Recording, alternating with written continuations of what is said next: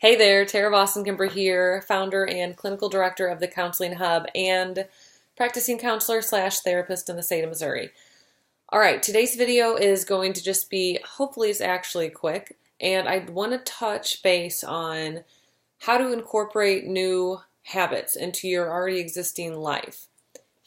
So, most people want to change something in their life, whether usually it's for the better, right? We're not trying to change for the worse. So most people are trying to change for the better. They want to start implementing healthy habits for their mind, their body, etc. Spiritually, emotionally, you get the idea.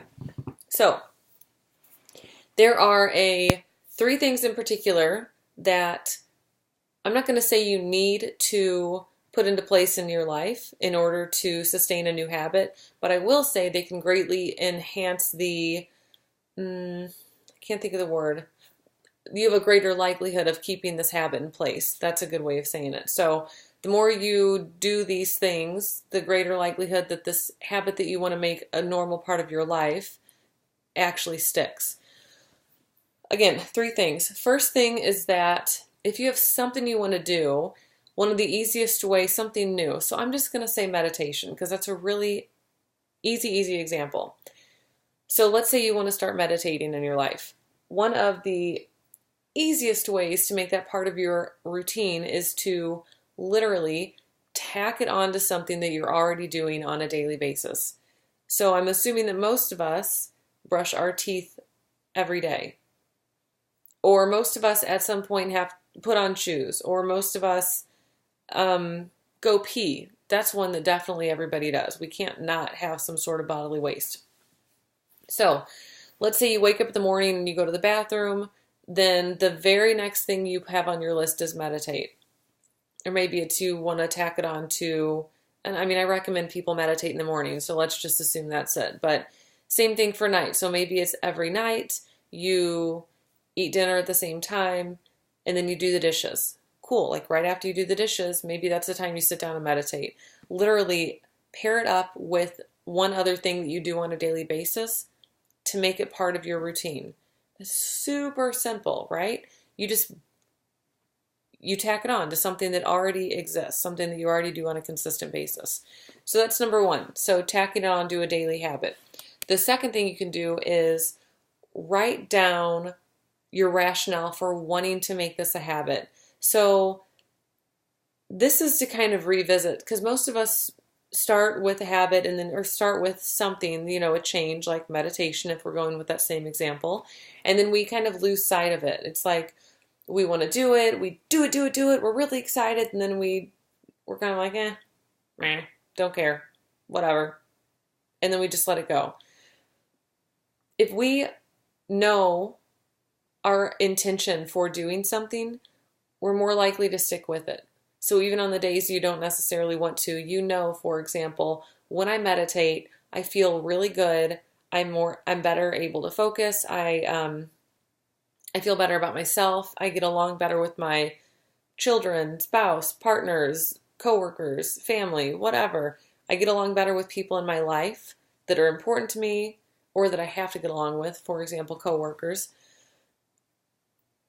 So if we have a reason for doing something, we're more likely to stick with it and to make it a habit, even if we don't necessarily want to do it on whatever day it is.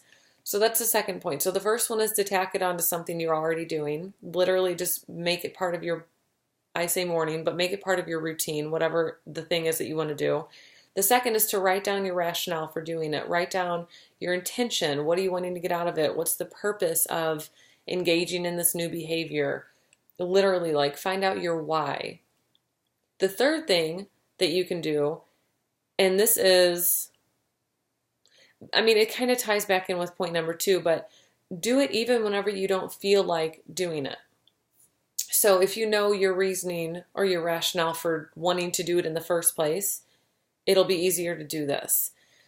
So if you, again, meditating, and you think, I just don't want to, like I'm running late or I'm really tired or I just don't feel like it. Well, fuck it. Do it anyway. That's really point number three. It comes down to, just engaging in the practice, even if you don't necessarily want to. If we're totally honest, I hate showering every day. It's just true, but I do it because I want to be clean and I want to be clean when I interact with people. But you can't tell. I have a shit ton of hair. I mean, I have so much. I hate washing my hair on a consistent basis. It's just something that has to be done. That's how I feel about it. I don't even like doing dishes. Another thing that has to be done if I want a house that's relatively clean. There are things that I don't like to do that, and I know you feel the same way. Maybe not about showering or dishes, but about something. But we have to do them. We feel obligated in some way. We get something out of doing them, even if we don't like to do them. So I would say it's the same way for whatever habit it is. Again, probably a habit that you want to make, you want to better your life in some way. So it's probably a good habit, not to put any moral judgment on it, but something that you're trying to do to better your life. Do it even whenever you don't feel like doing it. That's really what it comes down to. Some level of just kind of plowing through and doing it, period. Assuming that it's for bettering your life in some way. So again, we're going back to these three things that if you're trying to incorporate a new habit into your life, do these three things. So again, the first one is tacking it on to something you do every day, making it part of your routine.